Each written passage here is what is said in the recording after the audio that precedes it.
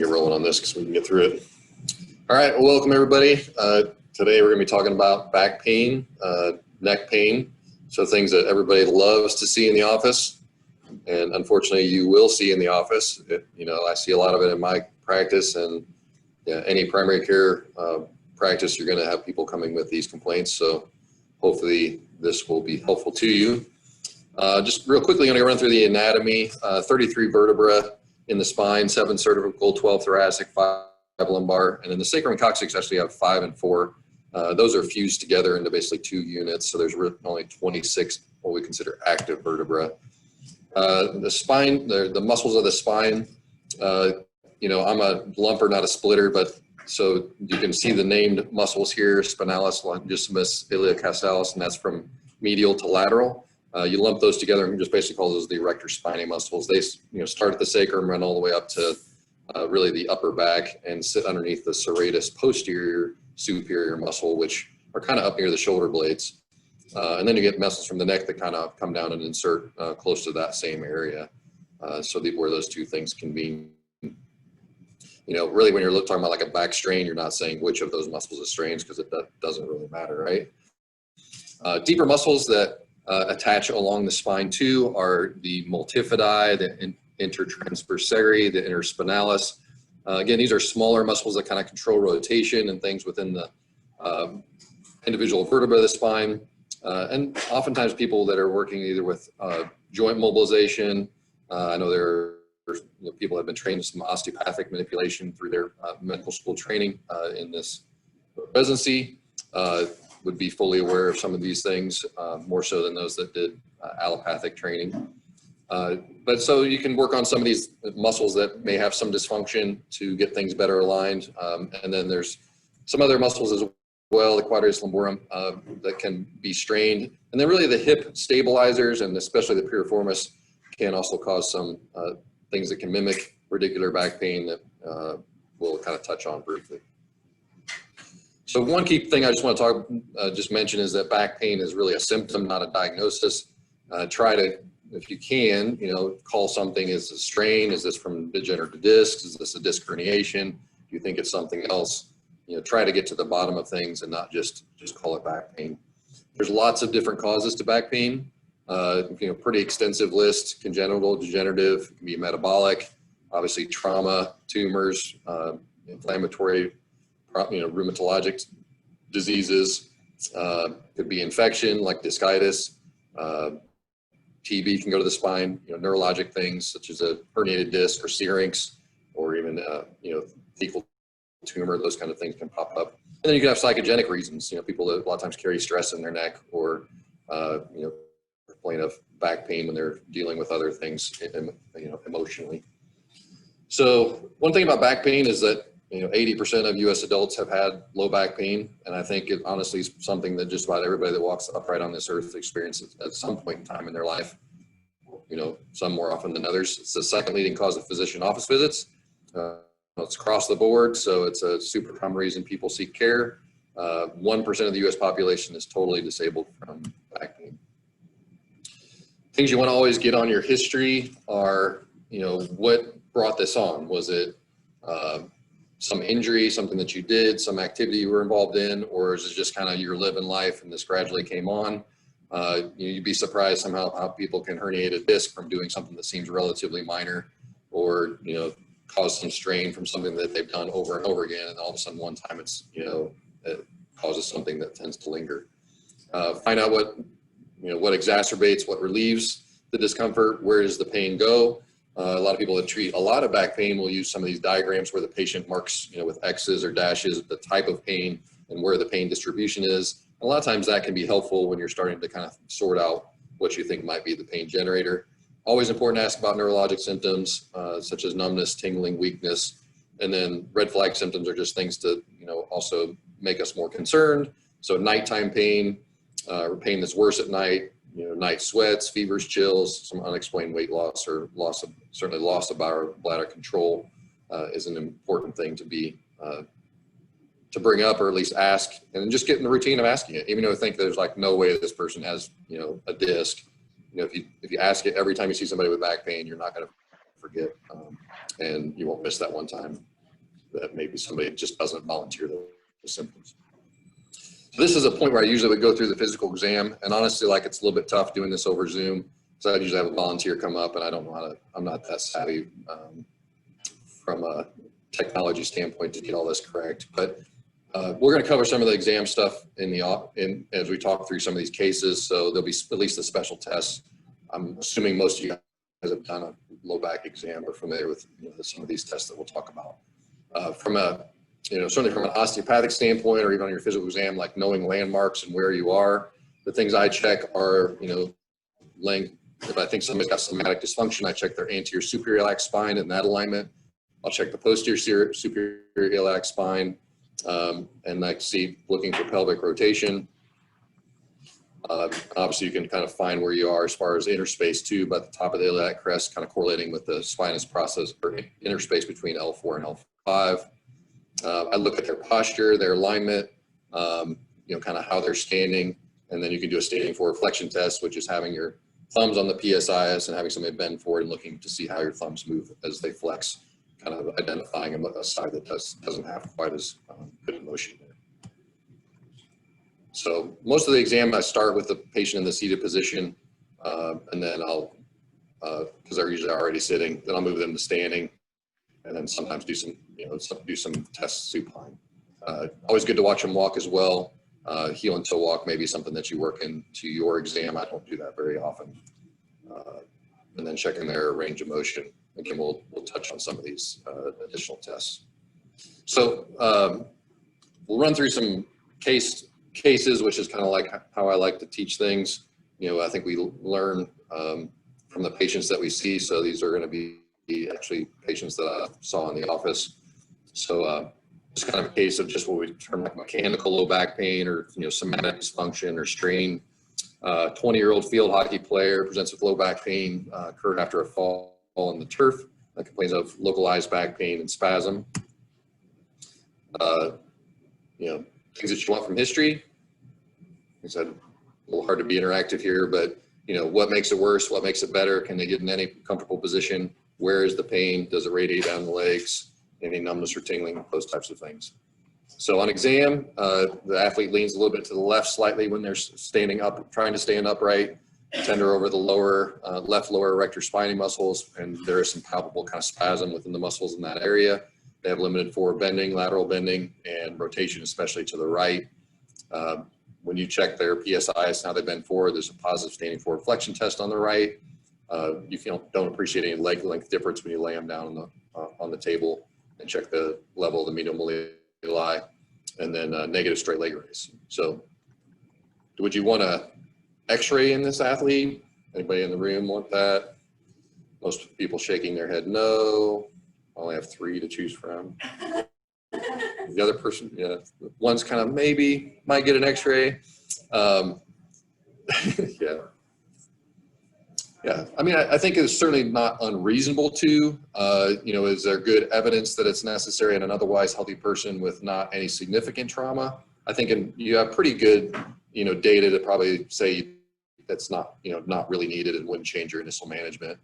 And then what are you going to do with the athlete? Good to start thinking about. Likely this is just a strain, right? Something happened on the field, muscles are in spasm, it's non-radicular pain. They don't really have any red flag symptoms. So you get them kind of early range of motion. You can start them on non-steroidals or Tylenol to manage their pain. Do you need to go to steroids? I would say in general, I don't with non-radicular pain. If somebody's tried NSAIDs or other things and it hasn't seemed to help, it's an option, but no good evidence that you're going to, have some greater benefit compared to non-steroidals. I think your mainstay of treatment is certainly therapeutic exercise, whether you do that with formal physical therapy or just having, having the patient toss some things they can do on their own. I think either way is fine. I think the, kind of key thing to remember in this kind of scenario with back pain is that, 80% of the time this is going to get better, whether that athlete or person in the community sought any help, healthcare resources or not. The natural course of it is it tends to get better. So that's, good to give people reassurance that, this back pain is not likely to become a chronic issue.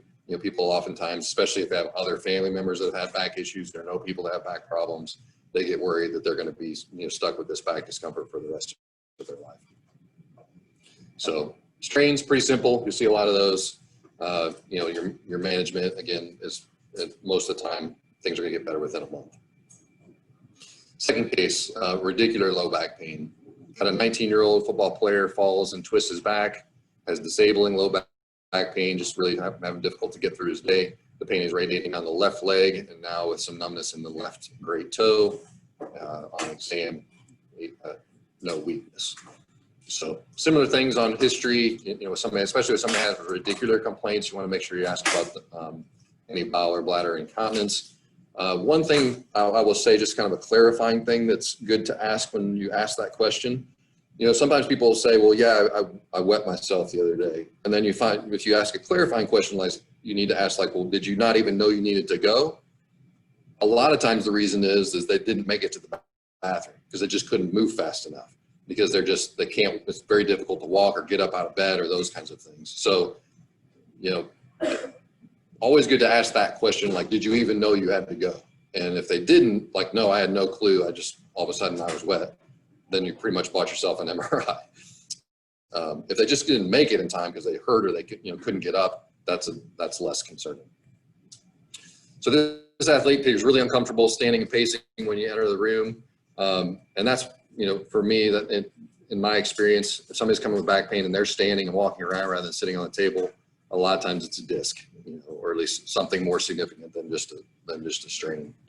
On exam, positive straight leg raise on the left. Reflexes are 2+ and symmetric at the knee and ankle. Decreased sensation of light touch on the dorsum of the left foot. Again, on this athlete, are you going to get x-rays? Got some nose. Okay. Yeah, again, I think in setting of trauma, you might, but in general, somebody that has radicular back pain with not a like significant traumatic event, I don't think you have to initially, especially if it's just been going on for a few days. So what are you going to do with this patient? Okay, things we'll kind of touch on as we go through here. So sciatica, it's kind of the common term a lot of people use. I tend to like lumbar radiculopathy a little bit better. And a lot of times I'll try to figure out what nerve root do you think is going to be involved. So we'll talk about how to determine that. So sciatica is basically symptoms of sciatic nerve or some nerve compression in the lumbar spine. Tend to have pain that runs into the leg, thigh, down into the lower leg, can go into the foot. It's typically unilateral. You know, bilateral symptoms start to make you think about other things, and you know, massive disc herniation, or in a young patient, but older people, you start to think about things like spinal stenosis or that type of thing. Most radicular symptoms are greater than their back pain in people that have a discogenic cause of their pain. So the back hurts, but the leg is worse, or their leg symptoms bother them more. Make sure you're, again, talking to ask and check for symptoms of cauda equina. Exam, they're usually going to be limited motion. Typically, flexion of the spine is worse than extension with people that have a discogenic cause to their pain. They may have some sensory or motor deficits on your exam. Straight leg raising, you can do this sitting or lying, and always check at both sides. You know, positive contralateral straight leg raise, so you raise, they're having left leg symptoms, you raise their right leg and it shoots down their left leg, is almost pathognomonic for a herniated disc. The slump test is basically they're sitting on the table, slouching forward, and then you're doing a straight leg raise. So by that slouching forward, it kind of increases intradiscal pressure. And I'll show you just some a good picture kind of showing what raises pressure in the disc. So you guys know how to do a straight leg raise, raise it up. You can dorsiflex the ankle, worsens pain. And in my, you know, it should reproduce pain, not just back pain. A positive straight leg raise should reproduce pain that goes down the leg, typically below the knee. Sometimes it just goes to the, you know, to the thigh or to the knee if it's a higher disc, which is a little less common. So when I'm dictating or filling something out, I tend to, rather than saying straight leg raise positive or negative, I tend to say what it causes. So straight leg raise causes back pain only. Straight leg raise, you know, causes neither back nor leg pain, or straight leg raise causes pain radiating down the leg into the, you know, big toe or outside of the foot or back of the calf. That way, it kind of, I think, gives you more, gives a little more description and gives you a better picture of what you think might be going on when you go back and look at that note on follow-up. So when you're thinking of radicular symptoms, it's always good to be aware of the dermatomes and myotomes and reflexes so that you can kind of hone in on what, sciatica is not the entire sciatic nerve that's being compressed. It's typically one nerve root, right? So you got to figure out which nerve root is involved. So dermatomes here, I think the most important ones to certainly be aware of are L4, L5, and S1, because most disc problems happen at the L4, 5, and L5, S1 level. But you can see like L5 tends to go down the front of the leg into the great toe. S1 more down the back of the leg, can wrap around to the lateral side of the foot and plantar foot. L4 can be kind of anterior medial thigh and stop kind of around the knee. You'll see different drawings of dermatomes. Not everybody goes exactly by the book, but in general, that's kind of a good picture to keep in mind. So when you're looking at which nerve root level, this comes out of Hoppenfeld's physical exam book. The motor level for L4 is ankle dorsiflexion of the tibialis anterior. Reflex is the patellar reflex, and sensation again runs down to the medial side of the knee and then down to the medial side of the lower leg. L5 neurologic level, something involvement of that root, might have discomfort on the dorsum of their foot, or their, into their big toe or their lesser toes. There is no reflex for L5 to check, and then you can check for weakness with great toe extension. And then the S1 neurologic level is the motor nerve root is going to innervate the peroneals, so you want to see how they have weakness with ankle eversion. Reflex is the reflex at the Achilles, and then sensation, again, lateral side of the foot, plantar foot, and tends to be kind of back, posterior lateral calf involvement. So really, herniated discs aren't that common. I mean, we get lots of people that have bulging discs or kind of, these protrusions, but aren't truly herniated. And sometimes those can crowd the nerves, but oftentimes don't end up needing anything surgical. They just cause symptoms that get better. But basically what happens is the nucleus pulposus extrudes posterior laterally due to the relatively weak posterior longitudinal ligament. 95% of them are going to occur at the bottom two levels of the spine, and by far L5, S1 is the most common. So I think this is a really good picture to kind of keep in your mind too about what causes pressure in the disc to go up and how do we get these things in the first place.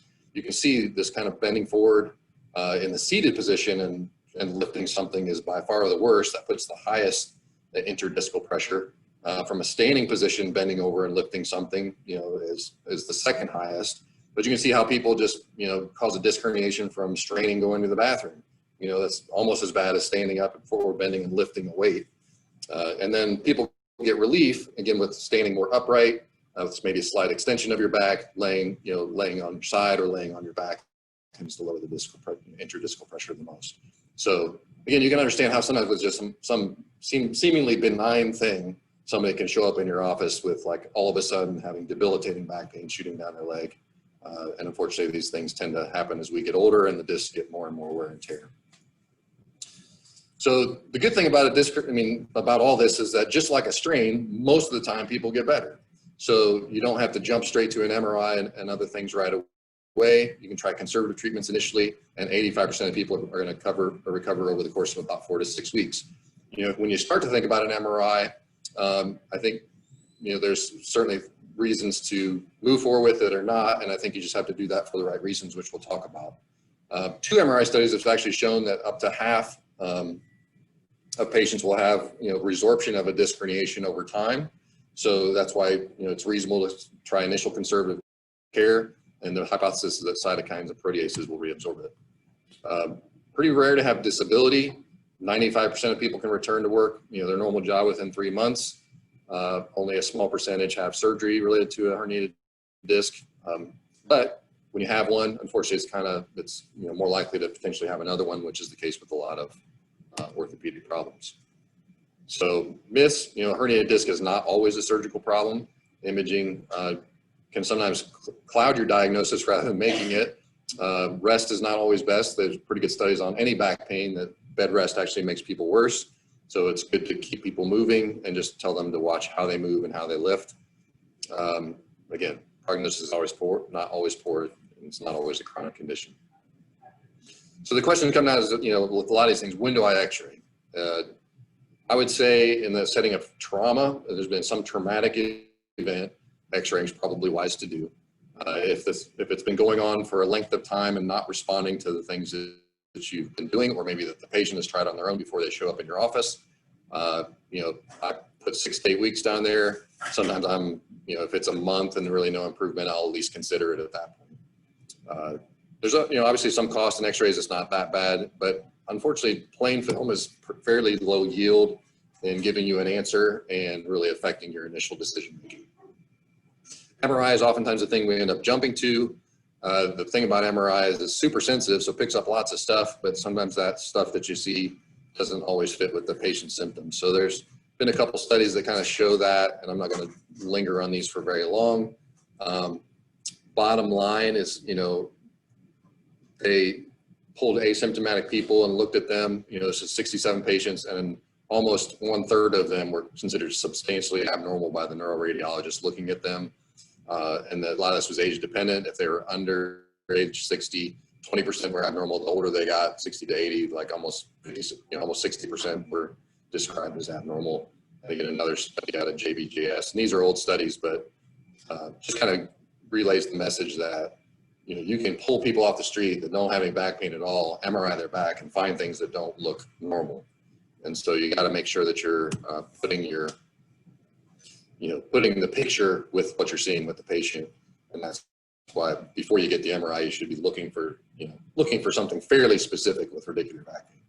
So I usually get it once patients failed conservative treatments.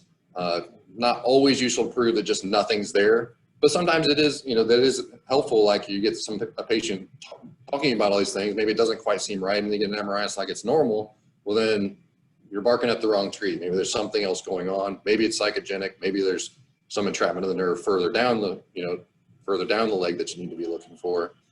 But I always lay the crate before you get it. Is like, we might find some things that don't look normal, but we want to find something that fits with what your symptoms are. So what about when you refer somebody that's had radicular back pain? I always say at that point, you need to think like a surgeon. Like, I as a surgeon, who do I want to see? They don't want to see every radicular back pain that comes down the pike. AAOS has a diagnostic criteria kind of for their decision making of who they're going to operate on. And for a disc herniation, kind of the things that they look for symptomatically is pain in the leg that goes below the knee and a defined nerve distribution, positive straight leg raise on exam. If they fail conservative treatment for anywhere from 1 to 2 months, and you find imaging that confirms the physical exam findings. So if you have all 4 of those things, then your chance of success with surgery is really good. The less number of those things you have positive, then your chance of surgical success starts to drop. And certainly, most spine surgeons don't want to operate on somebody and then have them persistently painful, and then that just turns into a bigger long-term issue. So again, with radicular back pain, make a specific diagnosis, rule out your other things that might be going on. If you have any red flag symptoms, then you're going to probably image a little sooner. For an athlete, you want to restore their function, get them back to play, and minimize their discomfort. So early on, I just restrict people's activity, get them on a home exercise program, and you can have them do either flexion or extension-based exercises. And sometimes you can pick up on that on your exam. There are people that hurt no matter which direction they move. And in those instances, you just got to settle their symptoms down before they start doing a lot of exercising.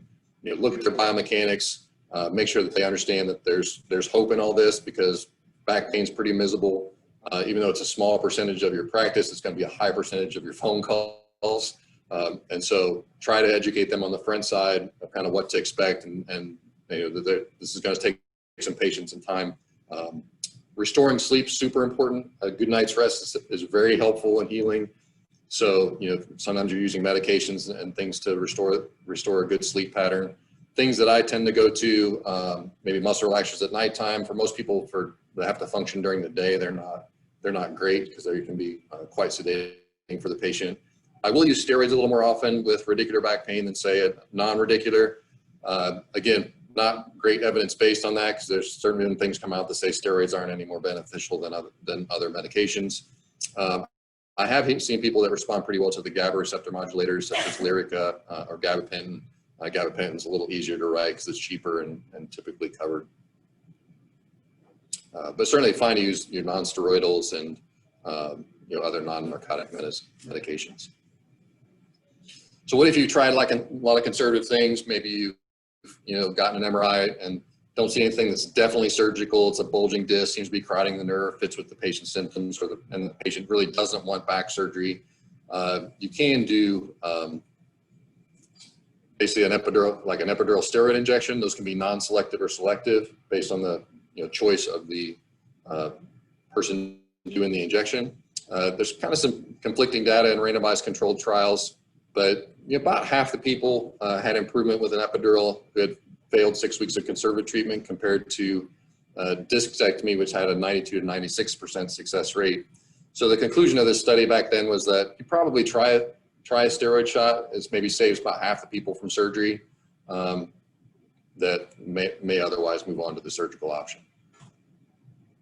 Just kind of picture under fluoro kind of what these look like. They get the needle down to the nerve root, and then they usually use a radio opaque tracer to see that it tracks along the nerve root when they do the injection.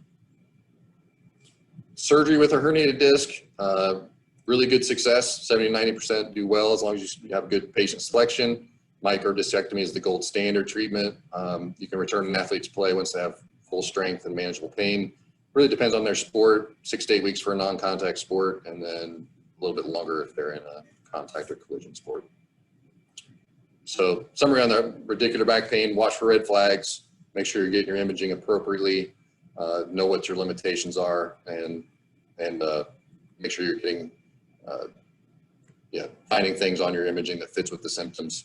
And then appropriate referral for either injection or surgery based on the patient's desires on what they're looking to do and kind of what you've tried up to that point once your conservative things have failed.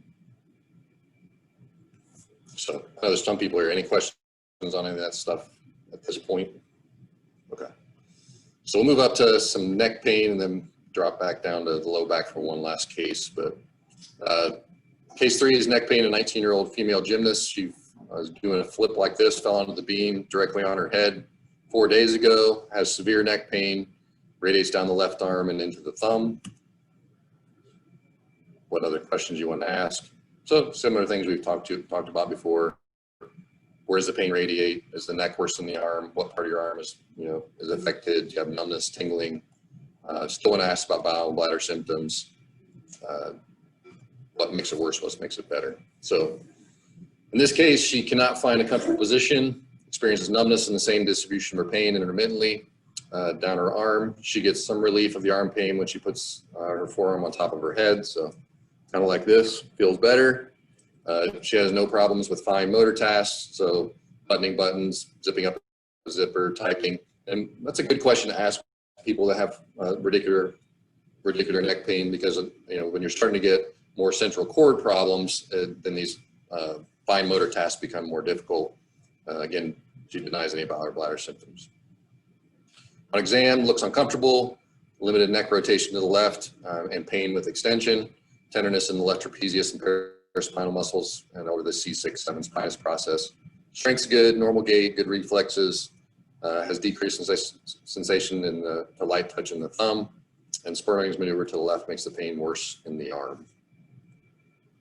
So you want x-rays on an athlete like this? She mostly people nodding yes. Yeah, I mean, she fell onto her neck, right? If you're doing a flip and land on a beam, I think probably wise to rule out a fracture in that case. Now granted, she waited 4 days, which you'd think if she broke her neck, she might come in sooner, but I definitely would get an x-ray in this case. So this x-rays that you see on the left is a lateral view, on the right is AP view.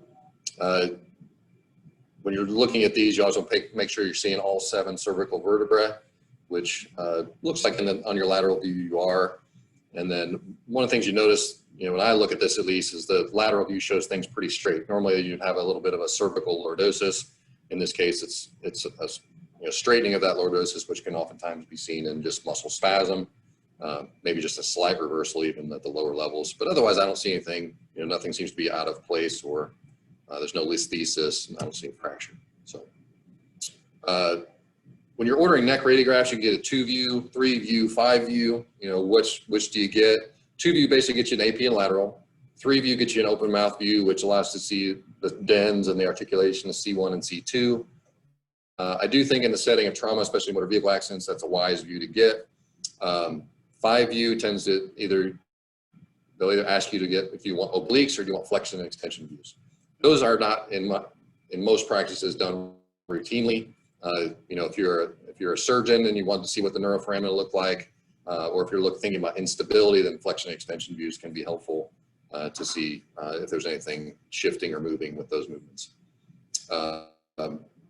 Again, when you're looking at your lateral view, make sure you see all 7 cervical vertebrae. If you cannot, you can send them back to what's called a swimmer's view, which hopefully get you a picture of the C7 vertebra. So what's your differential with neck pain radiating down the arm? Herniated disc probably pretty high. Fracture throw on there. You can have a spinal cord contusion if the neck gets wrenched around enough. Have strain of the or brachial plexus contusion, which would cause some radiating symptoms down the arm as well. So I think those would be about your top few things in the setting of some trauma.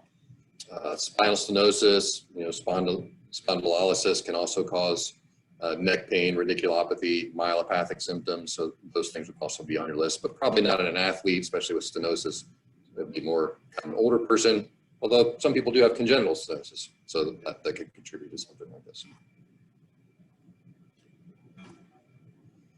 So what does the disc do when it pushes back? Well, you have several things around the neck, and this is also present in the lumbar spine, but your space is more narrow because you have the big spinal cord up in the neck rather than this cauda equina hanging down in the lower parts of the lumbar spine. So things that can start to narrow the space for the cord, the apophyseal joints, which are basically like facet joints, can start to hypertrophy. You can get hypertrophy of the ligamentum flavum. You can have a disc. All these things can start to potentially put pressure on or crowd the cord and cause issues. And a lot of these things develop as we age. What's the natural history of radiculopathy in the neck? 45% of people just have a single episode and never comes back. 30%, so a third of people will have intermittent episodes like this once they've had it once, and about a fourth of them have persistent symptoms. So really not as good of outcomes as what happens in the low back. The cervical spine stuff seems to persist a little bit more regularly. This is a great picture, I think, to kind of keep in your mind too. Oftentimes you'll have people come in complaining of pain in their shoulder blade or kind of just their trapezius, and they didn't really do anything. They woke up with it. And a lot of times our first thought, it's just a muscle, that's all that it is. But I think keep in the back here, and sometimes that's true. They slept on it wrong. They did something, pulled their trapezius. But people are getting shoulder blade pain, especially pain that's just not going away. A lot of times it's a lower disc. The C4-5 or C6-7 nerve roots kind of hit those two levels, and people will have pain in that spot. And sometimes nothing that really goes down their arm. It's just pain back there. So think cervical disc with people that are having that kind of discomfort, especially that discomfort there that's unremitting. Occasionally you get people that complain of tingling up the back of their head. Be a higher cervical disc, which is a little less common, but certainly, again, something to keep in mind.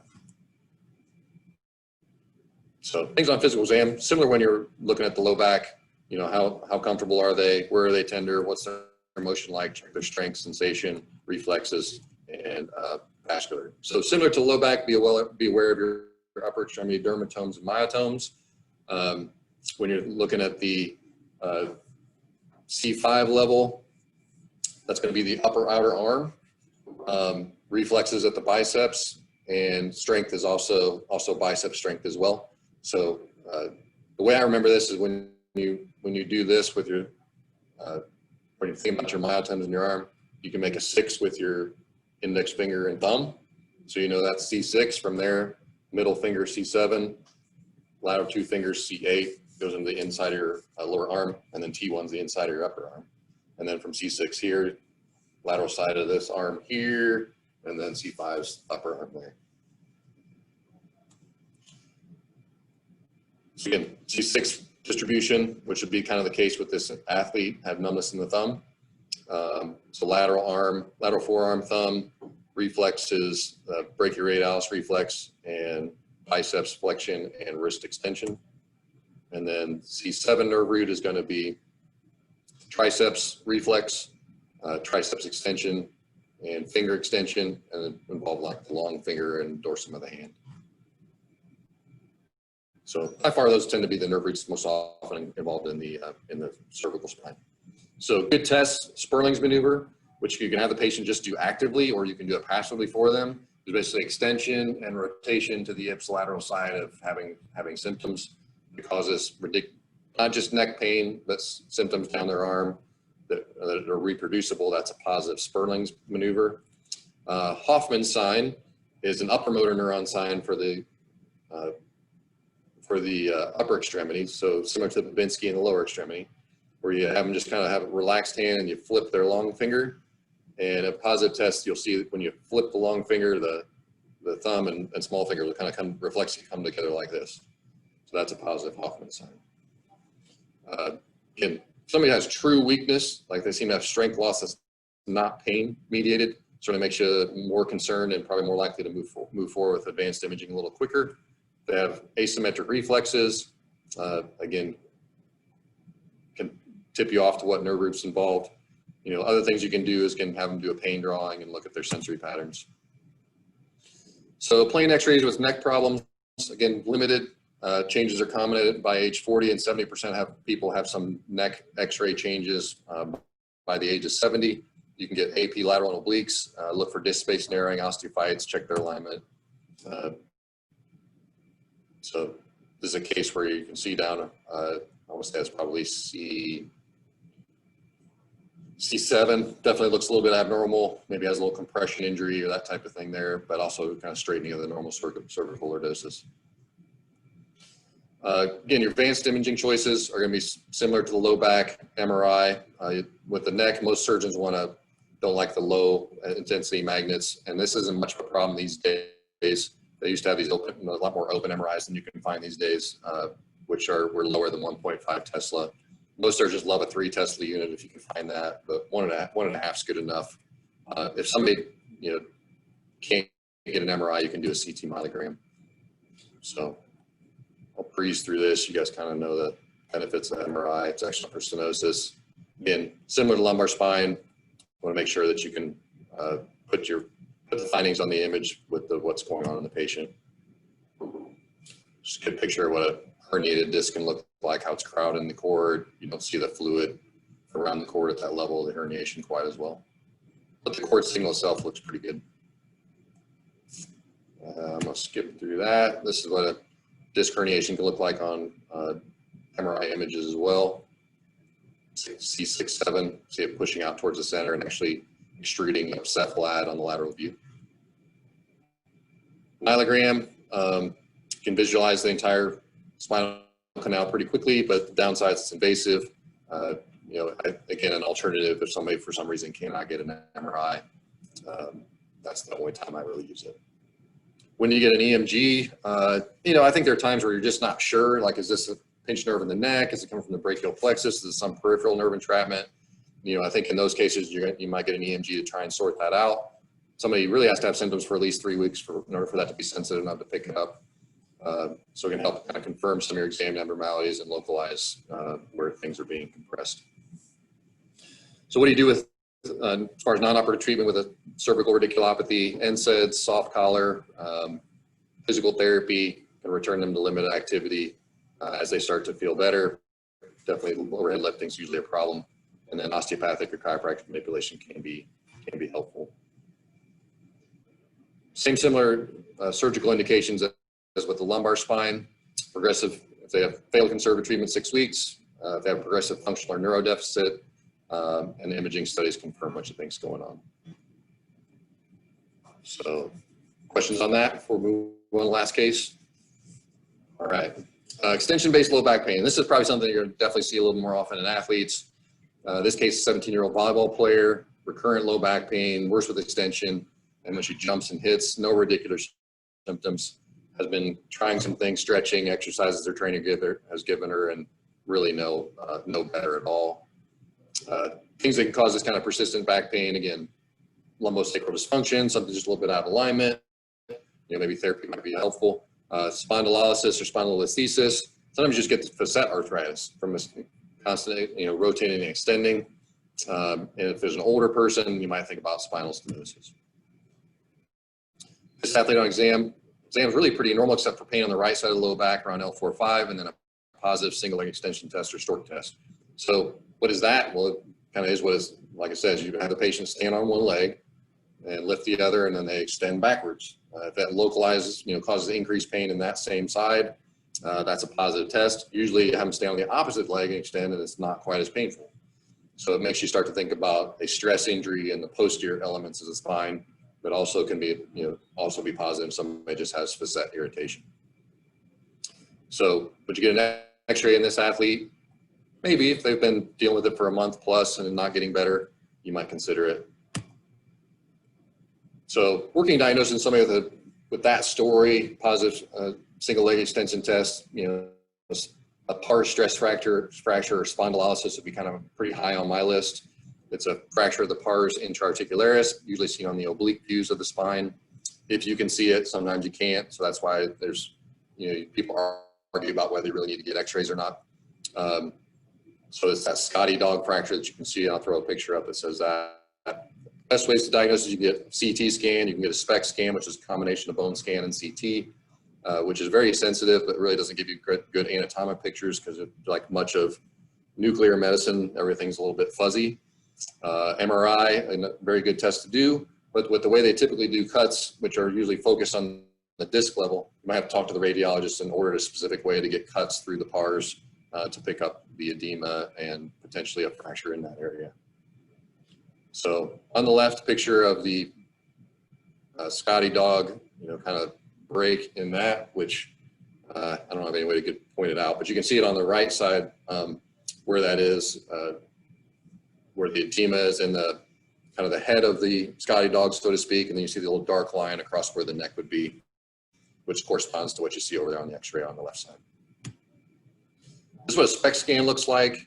Again, kind of challenging to see the uptake, but hopefully you see my arrow moving here on the screen, those locations. So it's on the left side again, and then you see that kind of increased uptake there. So the cross-sectional image is localized a little bit more to the region of the pars, which you can see like right here up in this top left corner picture. So spondylolysis or pars fracture or stress fracture, more common in athletes than the general population.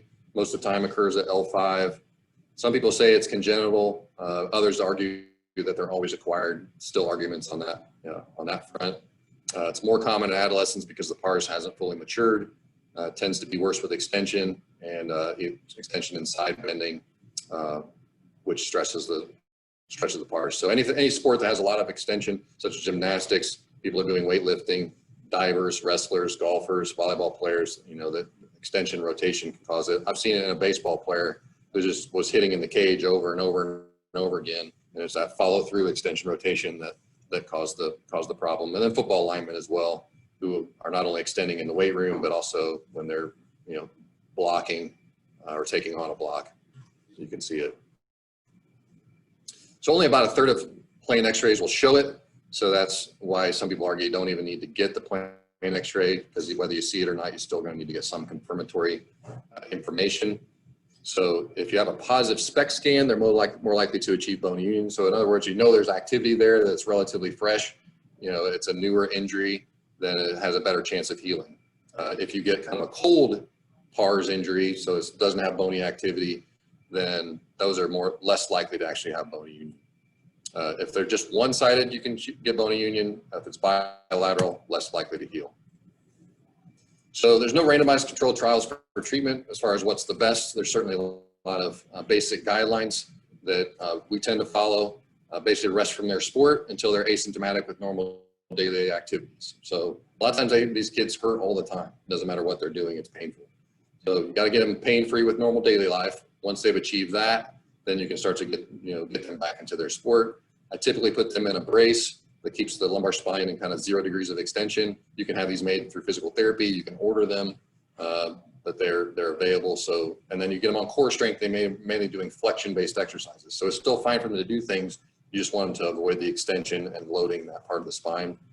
I do let them return to sport in a brace once they're symptom-free at rest. Again, all that participation needs to be pain-free as well. A gymnast in a brace can't do most of what they need to do. So a lot of times they're out for longer. 80 to 91% have a good to excellent outcome.